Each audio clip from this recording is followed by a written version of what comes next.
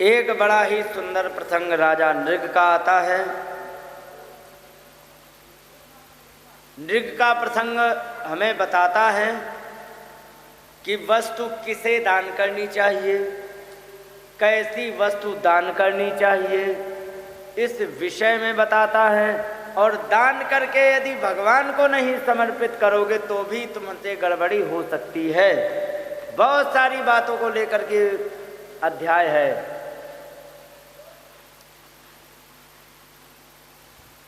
एक बार क्या हुआ कि द्वारिका के बालक बच्चे इधर उधर खेल रहे थे। उन्हें प्यास लगी, उन्होंने सोची प्यास लगी कुएं से पानी पी लेते हैं। वे कुएं के पास गए तो वहां पर एक गिरगिट पड़ा था। और गिरगिट पड़ा था तो उन्होंने सोचा कि इसे निकाल के बाहर कर दे, छोटा सा जीव है, मर जाएगा, ऐसे कब तक फंसा रहेगा। उन्होंने बहुत प्रयास किया लेकिन वो नहीं निकले। भगवान ने क्या किया,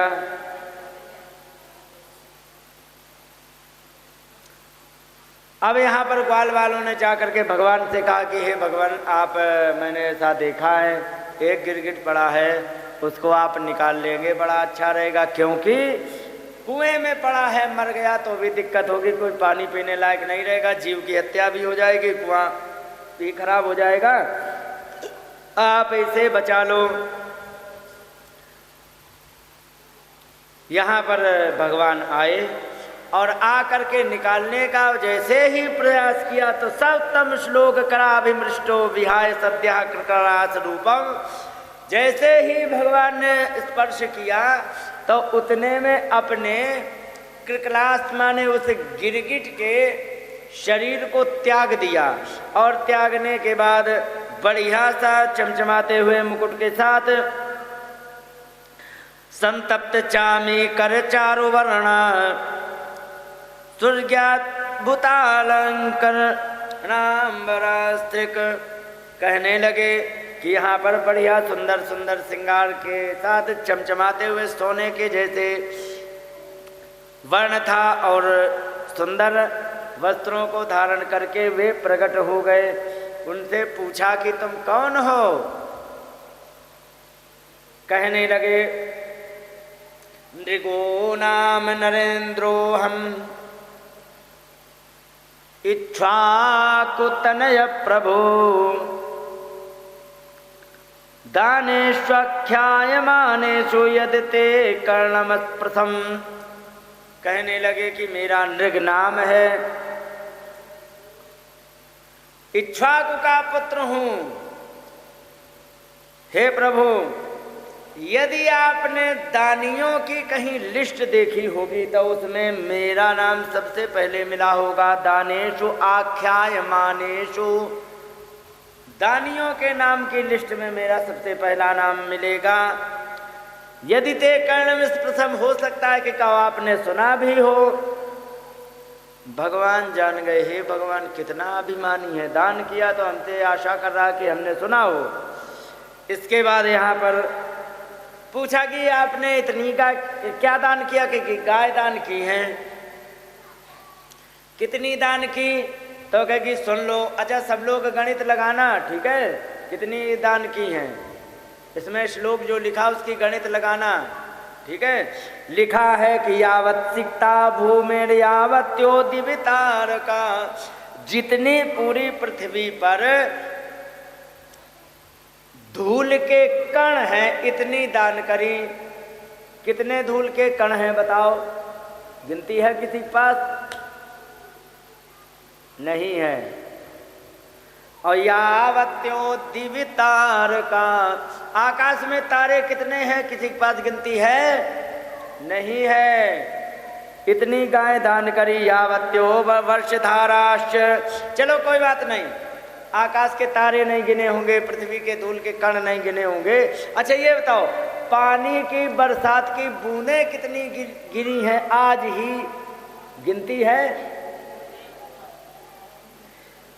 यावत्यो वर्षधाराश, जितनी बरसात की बूंदें टपकी, तावती रददात्मगा, उतनी ही मैंने गायें दान करी। अभिमान का है ना सूचक। अगर जो कोई व्यक्ति दान कर रहे, हम पे भी जो कुछ थोड़ा बहुत हो सका वो कर दिया, कहते कि नहीं। लेकिन वे अपनी बढ़ा चढ़ा करके बता रहे, एक बात बताओ, इतनी गाय तुमने यदि दान करी हैं तो कणों के बराबर यदि गाय दान करी तो ये गई कहाँ। बहुत सी बातें हो सकती। भगवान ने कहा तो तुमने बूढ़ी ठेड़ी दे दी होगी किसी को बेकार समझ करके, तो आप ये जान लीजिए कि बेकार समझी हुई गाय को अगर जो तुम दान करोगे कोई भी वस्तु, तो उससे पुण्य की जगह पाप मिलेगा। भगवान ने कहा तुमने इतनी गाय दान करी, सब कुछ किया, तो तुम यहाँ करकेटा बड़े कुआं में क्या कर रहे थे? करकेटा बन करके कुएं में पड़े। इसका मतलब तुमने गाय ठीक दान नहीं की। नहीं नहीं नहीं, हमने गाय ठीक दान की। लिखा है कि पयस्विनी तरुणी शील रूप, मैंने ऐसी गाय दान करी जो दूध देने वाली थी, तरुणी जवान थी कि एक बार ले जाओ 10 साल के लिए काम हो जाए। ऐसी बूढ़ी नहीं कि एक बार ले गए, बूढ़ी है चारा खिलाते रहे, अगली बार का काम खत्म, अब उसका क्या करें। तरुणी जवान गाय दान करी। और शील रूप अच्छी देखने में थी, और शील ऐसा कि बालक बच्चे भी उसका दूध पी ले थन में जाके लग के। ऐसा देखा है कभी? किसने देखा है कि गाय इतनी सीधी हो कि बच्चे दूध पी ले? नहीं देखा ना। अब तो हमारे जीवन की सुन लो। हमारी उम्र रही होगी 4 साल की, 3 साल की। मामा के यहाँ गया, एक गाय इतनी सीधी, कोई भी चला जाए कुछ बोले ना, हम छोटे छोटे धीरे धीरे उसके पास पहुँच गए। वो चुप बनी रही, खड़ी थी, और हमने लग के थन में दूध पी लिया। हमारी देखा देखी में मोहल्ले वाले के लड़कों ने सबने दूध पिया। अब शाम को दूध पी लिया, कोई बात नहीं, बात खत्म हुई। अब शाम को नाना ने छोड़ा बछड़ा कि दूध निकाला जाए।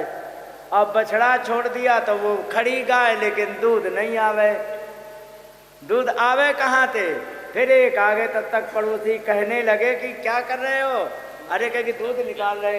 अरे कह कि अब वो दूध नहीं निकलेगा। कह क्यों? अरे कह कि पी लिया किन्ने? कह इन्ने पिया, मोहल्ले भर के बच्चों ने पिया। तो उस बछड़े को पकड़ करके बांधा गया। फिर हमें समझाया गया ऐसे मत किया करो, धोखे से पैर रख जाए तो कितना कठोर हो तुम्हारा पैर दब जाए। लेकिन वो गाय ऐसी कि उसके छुआ तुरंत वहीं जाम हो जाती थी। इतनी ऐसी सीधी गाय आपने न देखी हो तो मैंने तो देखी है भाई। इतनी सीधी थी कि लात नहीं मारती थी। और गुणोपपन्ना कपिला हेम श्रृंगी, बड़ी गुणवान गाय थी। हेम श्रृंगी माने सोने की सींगों को मढ़वा करके मैंने ब्राह्मणों को दान की। तो कहे कि ऐसा तो नहीं है कि तुमने घूसखोरी में गायें इकट्ठे करी हो, कहीं से इधर उधर से छुड़ा लाए हो, बेईमानी क्यों? कहे कि नहीं, न्यायार्जिता, न्याय पूर्वक जो मैंने सारी गायें इकट्ठे की थी। रौप्य खुरा सवत्सा, चांदी लगा था खुर में। यहाँ पर एक बात कही जाती है कि पता नहीं कौन सा मुगल शासक था, उसने कहा कि रुपया नाम दिया है भारत की करेंसी का। जबकि संस्कृत जो जानता होगा वो तुरंत जान जाएगा कि रुपया का मतलब क्या होता है। रूप माने क्या होता मालूम है?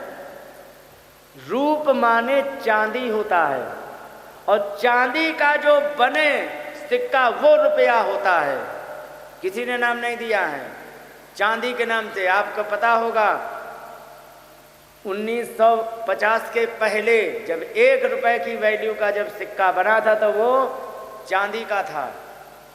अभी भी कहीं कहीं मिल जाता है किसी किसी सेठ जी के यहाँ।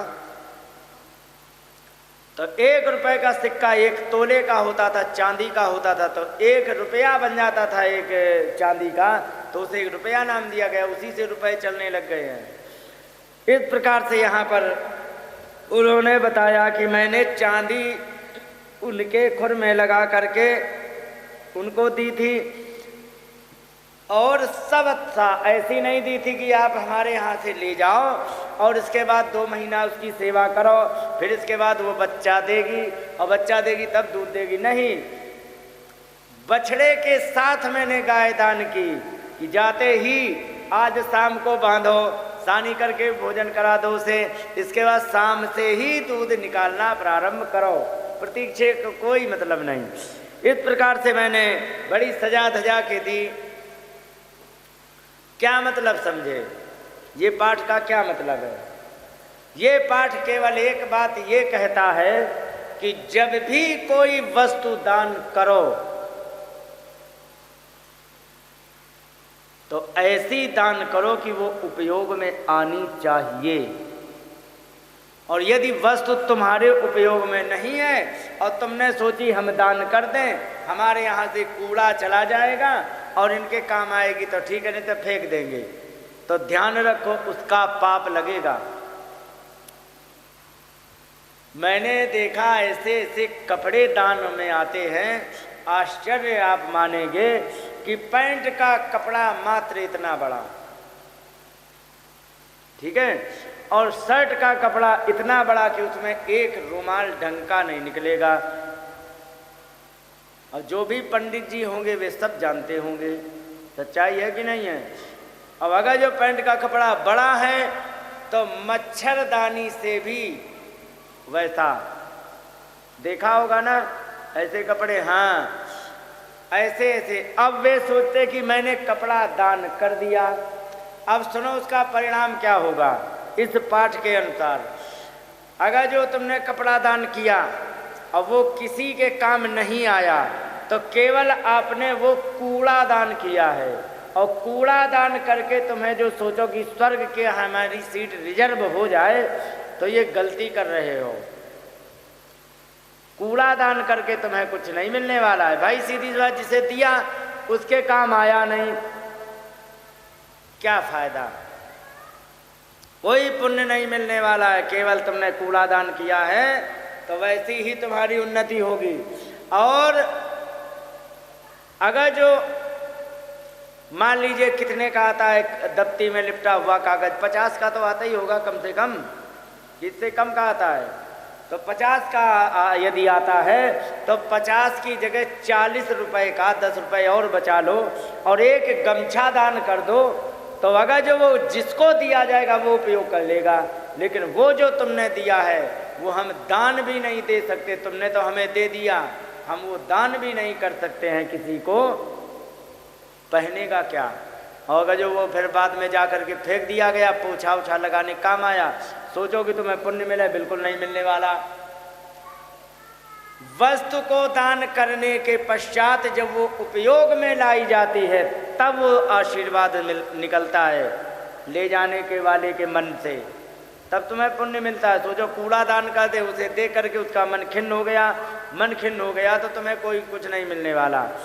दूसरी बात आगे अब ये बताया गया है, ये वस्तु के विषय में बताया गया कैसी दान करनी चाहिए। 1999 की बात है, मई की। दिल्ली में मैं एक जगह अपना दुकान लगा के अपना गुजारा कर रहा था उस समय, तो वहाँ पर एक बड़े घर की लड़की आई, एक बोतल लेके आई 1 लीटर की, किस चीज़ की, सॉस की, टोमेटो सॉस, वो लेके आई और हमें दे गई, लो तुम खा लेना। मैंने सोची जिसने आज तक धागा नहीं दान किया आज इतनी बड़ी टोमेटो की सॉस की बोतल पूरी दे दी। और जब मैंने उसे ढंग से देखा तो वो 1997 में एक्सपायर हो चुकी थी। कब? 1997 में तारीख लिखी थी। और वो हमें दी कब गई? 1999 मई में, 2 साल की एक्सपायर। अब ये बताओ वो वस्तु दान करके उसको पुण्य मिलेगा कि पाप? बाई चांस हमने खा ली होती तो हम तो आज यहाँ कथा कहने को होते ही नहीं। है ना। तुम्हारे दान से किसी की जान यदि निकलने को आ जाए तो तुमने दान किया कि हत्या की। ऐसा दान जिसने भी किया, ध्यान रखो, उसको कभी पुण्य नहीं मिलेगा। हाँ, मैं ये नहीं कह रहा हूँ जैसे वो तुम्हारा नकली फालतू का कूड़ा कचरा जो 50 रुपए का लाते हो, 50 रुपए का मतलब 20 रुपए का ले आओ। अब अगर जो तुम वही 50 रुपए की जगह एक 40 रुपए की बनियान ला के दे देते तो जो भी पहनता वो आशीर्वाद देता, गमछा दे देते तो जो भी उपयोग करता वो आशीर्वाद देता। तुमने दे दिया किसी काम का नहीं, कूड़े में चला गया, बेकार हो गया, जिसके पास गया वो जगह घेरे फेंकेगा वो। तुम सोचो हमने बहुत बड़ा यज्ञ कर लिया तो नहीं होने वाला है। ठीक है, अब आगे की बात बताई दान किसे, अभी तो बताया दान कैसी वस्तु करनी चाहिए, अब बताया दान किसे करना चाहिए। यहाँ पर कहा स्वलंकृतेभ्यो गुणशीलवद्भ्यः सीदत कुटुम्बेभ्यः ऋतव्रतेभ्यः। कहने लगे कि जो ब्राह्मण थे बड़े अलंकृत सजा धजा करके मैंने उनको दान किया। और ब्राह्मण कैसे थे, बड़े शीलवान गुणवान थे। गुणवान शीलवान का मतलब दारू पीने वाले नहीं थे, जुआ खेलने वाले नहीं थे कि ले जाएं यहाँ से दान में वहाँ जुए में लगा दें और राधे राधे हो जाए। बड़े समझदार थे। और इसके बाद सीदत कुटुम्बेभ्यः ऋतव्रतेभ्यः, ये सबसे इम्पोर्टेंट बात कही है। ऐसे परिवार को गाय मैंने दान की थी कि जिसके परिवार में दूध की कमी से परेशानी थी। सीदत कुटुम्बेभ्यः, सीदत माने दुखी था परिवार, क्यों, दूध नहीं था और क्या परेशानी थी। ऋतव्रतेभ्यः, उनका व्रत भी पूरा नहीं हो रहा था। भाई ब्राह्मण का नियम है ना त्रिकाल संध्या करने का, उसमें घी जलाएगा, दीपक जलाएगा, कभी कभी पंचाहुति देगा, तो घी की आवश्यकता होती कि नहीं। तो अगर जो गाय का दूध है ही नहीं तो घी कहाँ से आएगा, तो उसका व्रत कैसे पूरा होगा। तो ऐसे को दान किया कि जिसे सच में आवश्यकता हो। और आज समाज में केवल यही गलती हर दान करने वाला कर रहा है। मैंने देखा है कि जो बहुत बड़े बड़े हैं उसके पास लोग जाके दान करेंगे।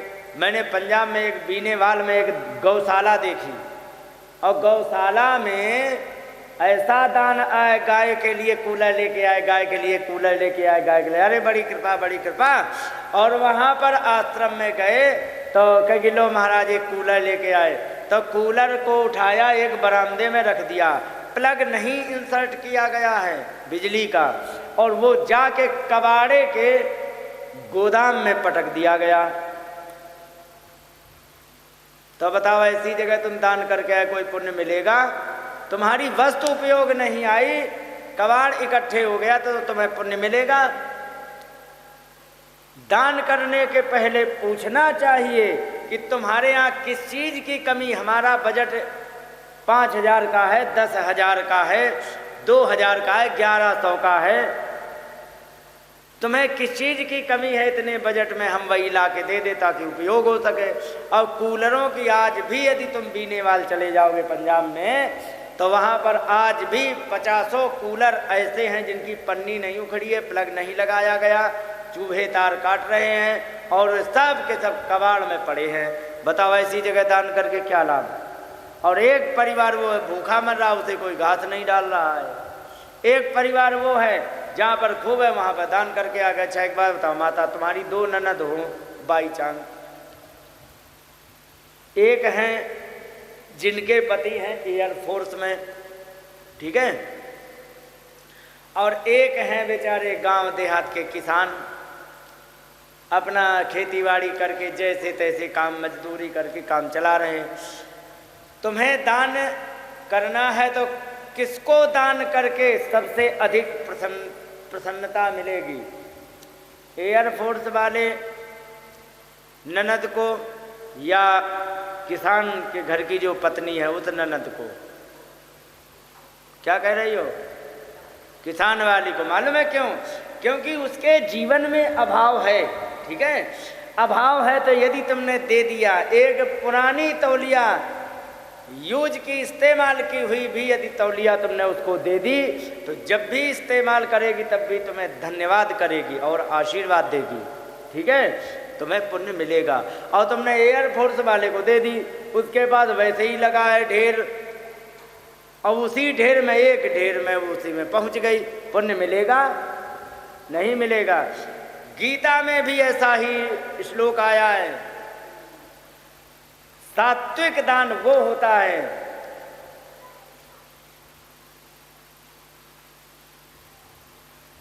जिसमें अपने मन में रिटर्न की कोई भावना ना हो, लेकिन देशे काले च पात्रे च तद्दानम सात्विकम स्मृतम। देश माने स्थिति, उस जगह को देख ले कि सच में यहाँ देने लायक है कि नहीं है। अब एक बात बताओ, जहाँ पर बहुत बढ़िया बस्ती है, जयपुर स्मार्ट सिटी है, वहाँ के पंडित जी हैं खूब करोड़पति, उनको तुम दान करे आओ तो बताओ क्या फायदा।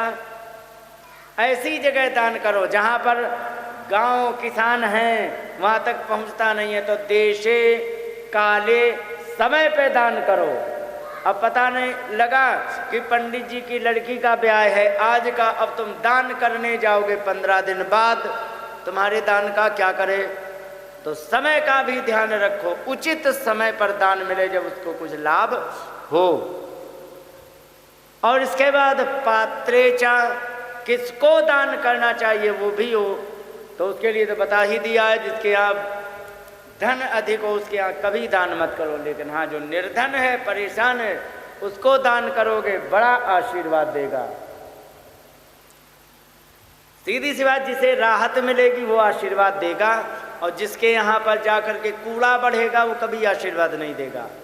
यहाँ पर कहा कि ब्राह्मणों को मैंने दी, ऐसे परिवार को दी जिनको सच में आवश्यकता थी गाय की। और इसके बाद तपस्तुरत ब्रह्मवदान सभ्या प्रादाम युवेभ्यो द्विजपुंगवेभ्या, जो तपस्या स्तुत माने वेद आदि का अध्ययन करने वाले और बड़े उदार समझदार ब्राह्मण थे उनको दिया। और ऐसे ब्राह्मणों को दिया जो युवेभ्या जवान भी थे। अब किसी बूढ़े को दे दो जिसको खुद चला नहीं जाता, गाय तुमने बूढ़े को दान कर दी, अब बूढ़े को खुद अपना पानी पिया नहीं जाता, गाय को कैसे पिलाएगा। और जब गाय को नहीं पिलाएगा तो प्यासी मरेगी कि नहीं, और जो प्यासी मरी तो तुम्हारा दान काम आएगा, वो भी शाप देगा। दान लेने वाला प्रसन्न हो ये तो बात अलग है, लेकिन जिसको दान किया गया है वो भी प्रसन्न होना चाहिए।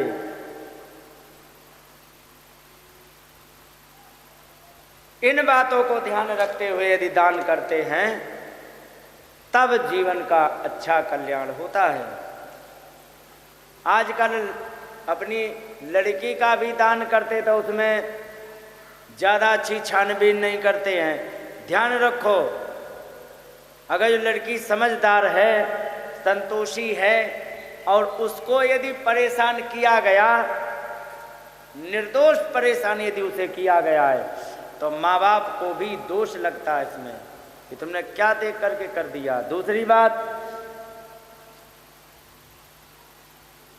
अगर जो लड़की ने तंग किया लड़के को, तो भी माँ बाप को दोष लगेगा कि क्या तुमने हमारे ऊपर आफत अपनी मार के हमारे यहाँ चले गए।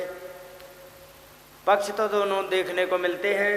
इस प्रकार से जब उन्होंने बताया कि दान करने में बहुत ज़्यादा समझदारी की आवश्यकता होती है, तब यहाँ कहा तो ये बताओ, तो असली कारण बताओ फिर कि तुम करकेटा बने क्यों पड़े थे यहाँ। तब बताया कि एक बार एक ब्राह्मण आए हमारे यहाँ गौ मांगी, हमने उन ब्राह्मण को गाय दे दी संकल्प करके सजा धजा के, लेकिन वो रात में ब्राह्मण अपने घर ले गए, रात में गाय छूट गई। और गाय की आदत है, जहाँ रहती रही है वो अच्छी तरह जानती है, वो गाय को रास्ता पता था, पहुँच गई वहीं। फिर गौशाला में घुस गई। जब गौशाला में घुस गई तो अगले दिन पंडित जी आए गाय लेने, उन्होंने कहा कि जाओ अपनी इच्छा से ले आओ। उन्होंने वही गाय पकड़ी और संकल्प करके दान में लेके वो चले गए। यहाँ से वे जा रहे थे और पंडित जी वे वाले आ रहे थे ढूंढते हुए। दोनों मिल गए, कहने लगे ब्राह्मण देवता ये तो गाय हमारी है। उन्होंने कहा आपकी कैसे हो सकती, हम तो ये अभी दान करा के लिया, क्योंकि ये तो हमें कल दी थी दान। तो ये बताओ तो फिर जब कल तुम्हें दान की थी तो ये बताओ तो फिर वहाँ से हाँ कैसे आ गई। तो क्योंकि रात में छूट गई इसलिए चली गई। तो देखो ये गाय तो मुझे मिली है अभी अभी, मैं तो नहीं दूंगा। उन्होंने कहा कि मान जाओ। जब नहीं माने तू तो मैं अधिक हुई। जब तू तो मैं ज़्यादा हुई तो राजा के पास गए। राजा के पास कहने लगे महाराज ऐसा कैसे हो सकता, देखो इन्होंने गाय ले ली थी और हमारी गाय नहीं दे रहे। उन्होंने कहा कि गाय ऐसा करो, अब इसमें क्या निर्णय किया जाए, दोनों को मैंने संकल्प कर दिया है गलती से। ऐसा करो एक ब्राह्मण इस गाय को ले लो और एक ब्राह्मण को गौशाला से जितनी गाय चाहिए उतनी ले लो। कोई ब्राह्मण तैयार नहीं हुए। अंत में ब्राह्मणों ने दोनों ने गाय वहीं छोड़ दी। छोड़ने के पश्चात वे दोनों चले गए। भगवान से बताते हैं इस प्रकार से फिर मैं गया यमलोक में। यमलोक में जब मैं पहुंचा तो यहाँ पर हमारा हिसाब किताब किया गया तो पता लगा, चित्रगुप्त ने बताया कि इन्होंने दान बहुत किया लेकिन एक छोटा सा अपराध हो गया है और अपराध बहुत छोटा है, इसकी सज़ा बहुत थोड़े समय की है और इन्होंने पुण्य बहुत लंबा किया है। इसके लिए इनको इसका भोग में इसको बहुत ज़्यादा सुख मिलना चाहिए। तो बताओ विकल्प तुम्हारे आगे हैं। ये बताओ पूर्वम तो शुभम भुंगते उता हो निपते शुभम। कहने लगे ये बताओ पहले तुम अशुभ कर्म फल का को भोगना चाहोगे जो बहुत थोड़े समय के लिए है, या अपने शुभ कर्मों के फल को भोगना चाहोगे जो बहुत लंबा है। उन्होंने कहा कि थोड़ी देर वाला पहले भोग लेते, इसके बाद तो मौज मारनी है। उन्होंने कहा कि पहले हम अशुभ कर्म का फल भोगेंगे। पूर्वम देवाशुभम भुंगते, पहले हम अशुभ भोगूंगा। इति प्राह पते तिसा जा गिर जा। इस प्रकार से संकल्प किया तो कहीं मैं गिरगिट बन के इस मृत्युलोक में आ गया और मैंने भूख लगी, ये कीड़ा खाया वो कीड़ा खाया, इसको खाया उसको खाया, करते करते हमारे पापों की संख्या बढ़ते बढ़ते युगों का अंतर हो गया, फिर भी हमारी मुक्ति नहीं हुई। आपने कृपा किया है।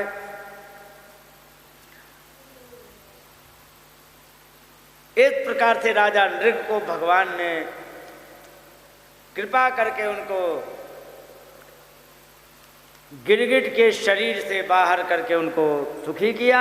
अब रास्ते में जा रहे थे तो यहाँ रास्ते में भगवान कह रहे हैं ना हम हालाहलम मन्ये विषम यस्य प्रतिक्रिया। ध्यान रखो हे द्वारिकावासियों, आप सभी लोग ध्यान रखो, मैं हलाहल को विष नहीं समझता हूँ, क्योंकि विषम यस्य प्रतिक्रिया उसके तो एंटीडोज दिया जा सकता है। यस्य प्रतिक्रिया का मतलब उस पर प्रतिक्रिया करके उसको शांत किया जा सकता है, अर्थात इसका एंटीडोज दिया जा सकता है। लेकिन ब्रह्मत्वम ही विषम प्रोक्तम नास्ते प्रति विधि भुवि। कहने लगे ब्राह्मण के धन को मैं सबसे बड़ा विष समझता हूँ, क्योंकि इसका आज तक एंटीडोज बना ही नहीं है। इसलिए ब्राह्मण के धन को कभी मत खाना ब्राह्मणों। और इस प्रकार से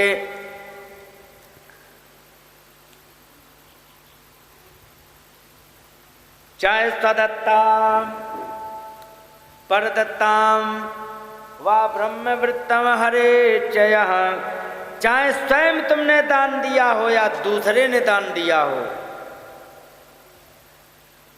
षष्ठी सहस्त्राणि विष्टायाम जायते कृमि, चाहे दूसरे का दिया हुआ दान या स्वयं का दिया हुआ दान ब्राह्मण से यदि छीनोगे तो ध्यान रखो षष्ठी वर्ष सहस्त्राणि 60,000 साल के लिए क्या बनोगे? विष्टायाम जायते कृमि, टट्टी का कीड़ा बनोगे, मल का कीड़ा बन। यही लिखा है विष्टायाम जायते कृमि, कहो तो अर्थ पढ़ के सुना दे, आप तो मुस्कुरा रहे हो। अर्थ पढ़ हैं? हाँ, पूजा कह रहे नहीं नहीं नहीं, हम सब पढ़ी लिखी है ना, कह 2 तक पढ़ी कि 3 तक। तो यहां पर कहा है कि जो जिसका भी दिया हो उसके धन को, उसका धन कभी मत छीनो।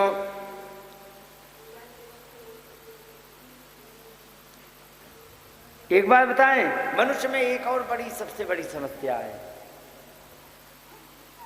जब अच्छा कर्म, ऐसे में क्या होता है, जब अच्छा कर्म हो जाता है तब छाती ठोक के कहता है कि अरे साहब ये मैंने किया, ठीक है। और जब बुरा कर्म हो जाता है तब दूसरे पर टाल देता है। लेकिन भगवान जो होते हैं ना, जो स्वयं ने किया होता है वो दूसरे को दे देते हैं, और जो दूसरे ने किया होता उसका श्रेय उसे दे देते हैं। जैसे कि रामचरितमानस में आया है, कह रघुवीर देख रन सीता,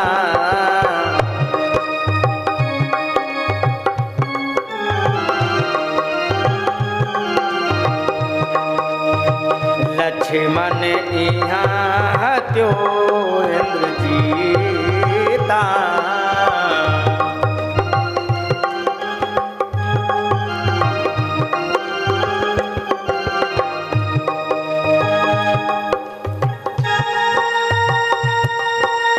और हनुमान अंगद के मारे, हनुमान अंगद के मारे, रनमहु पर निशाचर तारे, रनमहु पर निशाचर तारे।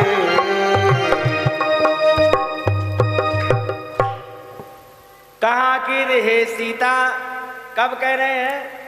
रावण को मार दिया और रावण का लिया पुष्पक विमान, और रावण का पुष्पक विमान लेके अयोध्या पहुंचना था। तब उसमें बैठ करके अब वहां पर लोकेशन दिखा रहे, देखो सीता वो कुंभकर्ण पड़ा है, वो रावण पड़ा, वो मेघनाथ पड़ा है, वो देखो मेघनाथ पड़ा है, उसको लक्ष्मण ने मारा। लक्ष्मण यहाँ हते इंद्रजीता, इस लोकेशन पर इंद्रजीत माने मेघनाथ को यहाँ लक्ष्मण ने मारा। इसके बाद हनुमान अंगद के मारे, हनुमान और अंगद के इन सब के मारे वह रणमहु परे निशाचर सारे, सारे के सारे योद्धा रण में पड़े हैं।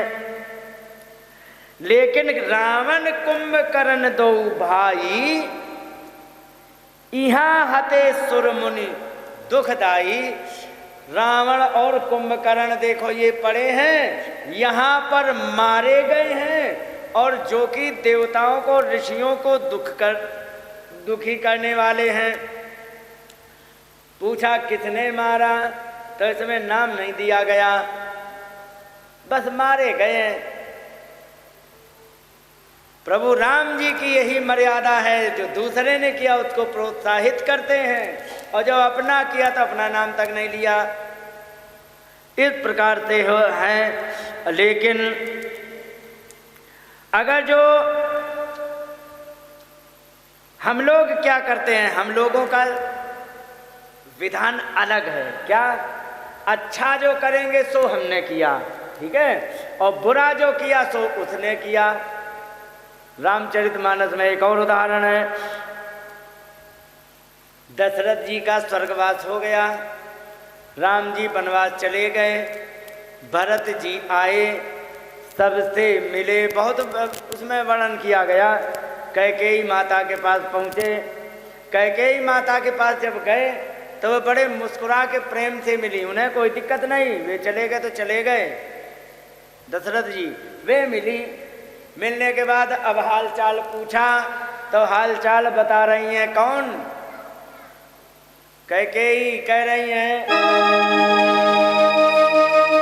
तात बात मैं सकल सवारी,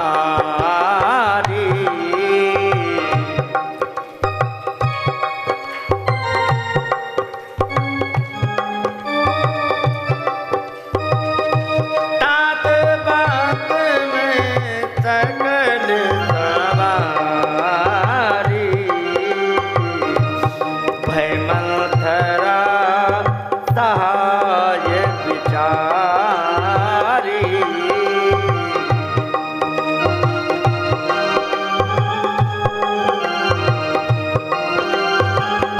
और कछुक बाती विधि बीच बिगाड़ो, भूपत पुरपतिपुर पगधारि हो, भूपत पतिपुर पगधारि। कहने लगे कि माता कह रही कि हे तात बात मैं सकल संहारी, हमने तो सारी जुगाड़ कर ली थी, जिसमें भय मंथरा सहाय बिचारी, मंथरा भी उसमें सहयोगिनी बन गई थी। लेकिन क्या करें, हमने तो सब बढ़िया बढ़िया कर लिया था, लेकिन कछुक बात विधि बीच बिगाड़े। बिगाड़ा किसने? ब्रह्मा ने। विधि माने ब्रह्मा जी ने। कुछ बात ब्रह्मा ने बीच में बिगाड़ दी। अच्छा माता, ब्रह्मा ने बिगाड़ दिया तो क्या बिगाड़ दिया? कुछ नहीं, बस तुम्हारे पिताजी का स्वर्गवास हो गया। माने पिताजी का स्वर्गवास हुआ, वो बात बिगाड़ी है ब्रह्मा जी ने, और बाकी जो संभाली है मैंने। जबकि सच्चाई ये है, आग लगाने का काम मंथरा और कैकेयी का था। तो जो अच्छा हो जाए वो मैंने किया, और जो बिगड़ जाए तो दूसरे ने किया। ये व्यक्ति की बहुत बड़ी प्रवृत्ति हुआ करती है। तो जो अपने आप यदि कोई स्वयं दे ब्राह्मण को दान, या दूसरा कोई ब्राह्मण को दान दे, तो उसके धन को कभी न छीनो, इस प्रकार से भगवान ने कहा। और कह करके यहाँ पर द्वारिका में यहाँ पर आ गए। और इस प्रकार से ये नृग का चरित्र बड़ा ही सुंदर चरित्र है, और ये बड़ा ही मनोहारी चरित्र है। ये बड़ा समझने का, दान तो होता है लेकिन पुण्य नहीं मिलता है, उसके पीछे का सिर्फ यही कारण है। कहाँ दान करें, क्या दान करें और किसको दान करें, इस बात का ध्यान जो भी व्यक्ति रखेगा उसको दान पूरा मिलेगा, दान का फल। जिसको सच में आवश्यकता, वो वस्तुदान का तो बड़ा आशीर्वाद देता है। इन बातों का ध्यान रखने की आवश्यकता है। बोलिए वृंदावन बिहारी लाल की।